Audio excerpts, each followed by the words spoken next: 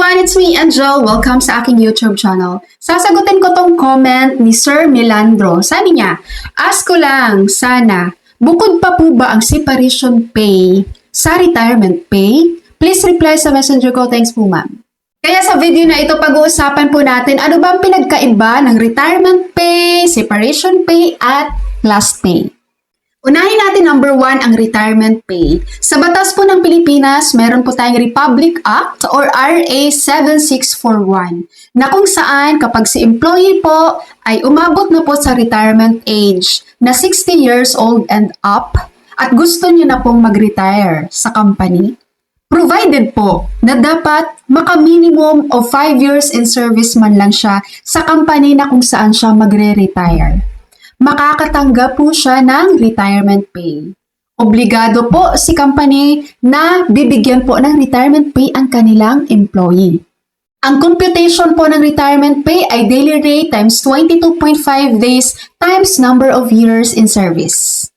May ibang company din dito sa Pilipinas guys, pero sobrang bihira lang talaga na meron silang retirement plan. Kapag meron pong retirement plan ng inyong company, mas better po yon dahil mas malaki ang computation ng retirement plan ng company compared dito sa batas natin na RA 7641. Kasi itong sa batas po natin, minimum po to, no? Minimum na retirement pay. Ngayon, kapag ang company mo ngayon ay meron silang retirement plan, mas better dahil mas malaki ang marireceive mo. Basta tandaan po, si company ay hindi pwedeng mag-offer ng retirement plan na mas mababa doon sa batas. Dapat mas mataas yun. Pag walang retirement plan si company, ito po yung RA 7641 sa batas natin ang kailangang sundin na computation para sa iyong retirement pay. Malinaw po sa retirement pay. Number 2, ang separation pay. Itong separation pay po, kapag ang reason kung bakit nawalan ka ng trabaho ay due to authorized cause. Kumbaga, hindi mo kasalanan kung bakit ka nawala ng trabaho. Hindi mo kasalanan kung bakit ka natanggal sa trabaho. Authorized cause po ito guys. Halimbawa dito, closure of company. No, nagsarado yung company nyo. Nagkaroon ng redundancy. Nagkaroon ng retrenchment. Nagkaroon ng installation of labor device services. Kapag ganito po ang reason na natanggal ka sa trabaho mo, ang tawag po dyan, kailangan pong babayaran kayo ng separation pay. Obligado si company na kayo ay babayaran ng separation pay. Ang computation po sa separation pay, kapag ang reason po ng pagkatanggal mo ay due to retrenchment o kaya closure of business, ang computation dyan ay half month of your salary times number of years in service. Halimbawa, sa isang buwan, ang iyong monthly salary ay 30,000 pesos. So, ang kalahati nun ay 15,000. 15,000 times number of years in service. Okay?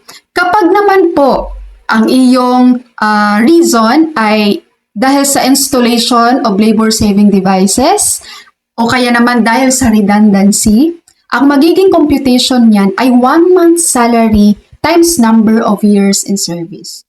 Kung yung isa kanina ay half month salary, ito naman 1 month salary. So, kung 1 month salary mo ay 30,000, so that is 30,000 times number of years of service. Nagigets po? So, malinaw ang retirement pay at separation pay. So, ngayon naman dito tayo sa last pay. Itong last pay guys, minsan ay tinatawag din po ito ng iba na final pay, no? Last pay or final pay. So ito pong last pay or final pay natin, ito yung sa mga employees na nag-resign. So pagdating dito sa amount na makukuha nyo sa iyong last pay, yun yung remaining of days nyo sa company, yung mga araw na nag-duty kayo pero hindi na nabayaran dahil naka-hold na, no? Tapos ang inyong prorated 13th month pay, kung meron din kayong unpaid overtime, so yun yung masasama doon sa inyong last pay. Yun ang pagkakaiba guys ng retirement pay, separation pay, at last pay. So sana malinaw na naintindihan nyo po itong tatlo para nagagamit natin ng maayos, ng tama yung mga term na to. Okay, kaya dito guys, yung mga nagre-resign, diba? Pupunta ako sa company ko, kukunin ko yung last pay ko doon. Yan, mga ganyan. So mga nagre-resign na employee. Okay po, sa ating mga employees dyan, sana nakakatulong sa inyo ng malaki itong video ko na to, no? And bago ko po i-end ang video na to guys, sa mga naghahanap po dyan ng whitening lotion and whitening body soap, ire-recommend ko po itong dalawa sa inyo. Si RDL Whitening Lotion, na meron ng vitamin E, at ang ating Alada soap. And ingat kayo sa pagbili ng dalawa na to guys ha, dahil may iba po dito na nanggagaya po. Okay, ganito yung itsura, pero hindi siya RDL. Meron ganon. Tapos may mga nanggagaya din ng fake Alada. So, ang legit po ng products na to, ng link ay ilalagay ko po sa description nitong video.